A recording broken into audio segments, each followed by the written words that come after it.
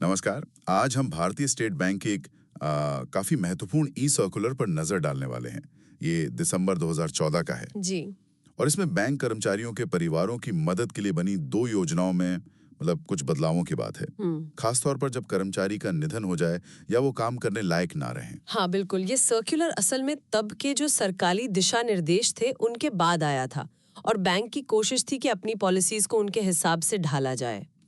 तो आज हम यही समझने की कोशिश करेंगे कि इन बदलावों का मतलब क्या था और परिवारों के पास क्या रास्ते थे। बिल्कुल, इसमें 2 मुख्य योजनाएं थीं। एक तो विशेष परिस्थितियों में अनुकंपा नियुक्ति और दूसरी अनुकंपा नियुक्ति के बदले एकमुश्त राशि।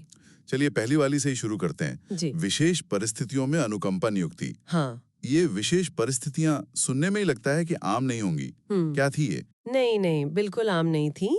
ये योजना बहुत ही गिने चुने और मुश्किल हालात के लिए थी। इसमें मुख्य तौर पर 2 ही बातें थीं। पहली, अगर कर्मचारी की मौत ड्यूटी करते हुए किसी हिंसा, आतंकवाद या डकैती वगैरह में हो जाए। और दूसरी, अगर कर्मचारी की मौत नौकरी शुरू करने के सिर्फ 5 साल के अंदर या 30 साल की उम्र से पहले हो जाए और उनके पीछे उनकी पत्नी या पति या फिर नाबालिग बच्चे हो जो उन पर निर्भर हो। अच्छा, तो एक तरह का सेफ्टी नेट था, पर सिर्फ बहुत ही दुखद और असाधारण हालात के लिए। इसका मकसद क्या था फिर? और कौन इसके लिए पात्र होता था? हाँ बिल्कुल, मकसद तो यही था कि परिवार पर जो अचानक से पहाड़ टूटता है उससे उनको थोड़ी राहत मिले, फौरी तौर पर सहारा मिल जाए। लेकिन पात्रता के लिए सबसे बड़ी शर्त थी परिवार की माली हालत। बैंक को ये पक्का करना होता था कि परिवार वाकई में बेसहारा है। इसके लिए नियम था कि परिवार की सभी स्रोतों से जो कुल महीने की आमदनी है वो मृतक कर्मचारी के आखिरी मिले शुद्ध वेतन नेट सैलरी के 75% से कम होनी चाहिए। अच्छा, नेट सैलरी का 75%। और ये आय की गिनती में क्या क्या शामिल करते थे, ये जानना जरूरी है। जी, इसमें काफी कुछ देखा जाता था, जैसे कर्मचारी को रिटायरमेंट पे मिलने वाले फायदे, प्रोविडेंट फंड, ग्रेचुइटी, चिट्ठियों का पैसा जो मिलता है, फिर परिवार पर कोई कर्ज वगैरह है या नहीं, उनके निवेश और हाँ, फैमिली पेंशन, लगभग हर वो चीज जिससे आय का पता चले। अगर हिसाब लगाने पर आय 75% सीमा से कम निकलती थी तभी नियुक्ति के बारे में सोचा जाता था, और वो भी सिर्फ क्लेरिकल या सब स्टाफ कैडर में। समझ गया। तो नौकरी मिलना काफी मुश्किल था, शर्तें बहुत थी। अच्छा, अब दूसरी योजना पे आते हैं, वो एकमुश्त अनुग्रह राशि वाली। उसमें क्या बड़े बदलाव हुए थे? हाँ, उसमें जो एकमुश्त पैसा मिलता था वो रकम बढ़ा दी गई थी। ये 5 अगस्त 2014 से लागू हुआ था। जैसे मैं उदाहरण दूं तो सुपरवाइजिंग कैडर के लिए ज्यादा से ज्यादा रकम 10 लाख से बढ़ाकर 14 लाख कर दी गई। 40% का इजाफा। हाँ, और इसी तरह क्लेरिकल और सबऑर्डिनेट कैडर के लिए भी रकम बढ़ाई गई थी। और एक और बात, ये रकम पाने के लिए जो कम से कम आमदनी की शर्त थी ना, उसे भी पहले के 60% से बढ़ाकर 75% कर दिया गया था, वही अंतिम शुद्ध वेतन का। तो एक मिनट, क्या उन खास परिस्थितियों वाले परिवारों के पास कोई विकल्प था? वो नौकरी या पैसा कुछ चुन सकते थे? ये एक अहम सवाल है। हाँ, ये जरूरी बात है।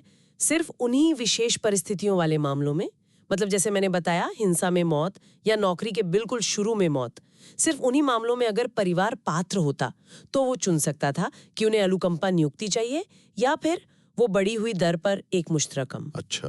लेकिन बाकी सभी मामलों में, जैसे सामान्य मृत्यु हो गई या 55 साल से पहले कोई स्थायी रूप से अक्षम हो गया, उन मामलों में सिर्फ एकमुश्त रकम ही मिलनी थी, नौकरी का विकल्प नहीं था। अच्छा, बैंक धीरे धीरे नियुक्ति के बजाय शायद आर्थिक मदद पर ज्यादा ध्यान दे रहा था, सिवाय बहुत ही खास मामलों के। इसकी प्रक्रिया क्या थी? आवेदन वगैरह कैसे होता था? हाँ, प्रक्रिया तय थी। आश्रित को एक दिए गए फॉर्मेट में एनेक्सर B1 था शायद, उसमें अप्लाई करना होता था। फिर सर्कल लेवल पर एक कमेटी होती थी जिसमें सीनियर अधिकारी होते थे, वो आवेदन को जांचती थी। जरूरत पड़ने पर वो आवेदक को बुलाकर उनकी बात भी सुन सकती थी। और चुनाव कैसे होता था? उम्मीदवार सही है या नहीं ये देखने के लिए इंटरव्यू होता था, कोई रिटन टेस्ट वगैरह नहीं था। और क्या नियुक्ति पाने वाले के लिए भी कोई शर्तें थीं, अगर किसी को नौकरी मिल गई? जी हाँ, एक बड़ी शर्त थी। जो भी चुना जाता था उसे लिखकर ये वादा करना होता था कि वो परिवार के बाकी आश्रित सदस्यों का, जैसे माँ या छोटे भाई बहन हो, उनका पालन पोषण करेगा। और अगर बाद में ये पता चलता कि वो ऐसा नहीं कर रहा है तो बैंक उसकी नौकरी खत्म कर सकता था। बाप रे। और हाँ, आवेदन मौत के 5 साल के अंदर ही करना होता था। ओके। और क्या कोई ऐसी भी स्थितियां थीं जब ये योजनाएं लागू ही नहीं होती थीं, बिल्कुल मनाही हो? हाँ, कुछ साफ साफ अपवाद थे, जैसे अगर कर्मचारी की मौत 60 साल की उम्र के बाद हुई हो, या मान लीजिए उस पर गलत जाति प्रमाण पत्र देने का आरोप साबित हो गया हो, या फिर किसी बहुत ही गंभीर बदसलूकी की वजह से उसका सर्विस रिकॉर्ड खराब हो। हालांकि एक बात थी कि अगर मौत के समय कोई डिसिप्लिनरी एक्शन चल भी रहा था, तब भी बाकी शर्तें पूरी होने पर नियुक्ति पर विचार हो सकता था। पर हाँ, ये याद रखना बहुत जरूरी है, सर्कुलर में साफ लिखा था, अनुकंपा नियुक्ति बैंक का अपना फैसला है, ये किसी का अधिकार या हक नहीं है। तो कुल मिलाकर देखें तो ये सर्कुलर दिखाता है कि एसबीआई कैसे अपने कर्मचारियों के परिवारों के लिए एक सपोर्ट सिस्टम बनाए रखने की कोशिश तो कर रहा था, लेकिन नियमों को और सख्त और शायद ज्यादा स्पष्ट बना रहा था। अनुकंपा नियुक्ति को बहुत खास मामलों तक सीमित कर दिया गया और आर्थिक मुआवजे को बेहतर बनाया गया। ये सरकारी निर्देशों के तहत नियमों और जो मानवीय पहलू है उसके बीच एक संतुलन साधने की कोशिश थी, जिसमें आर्थिक मदद को ज्यादा प्राथमिकता दी गई, ऐसा लगता है।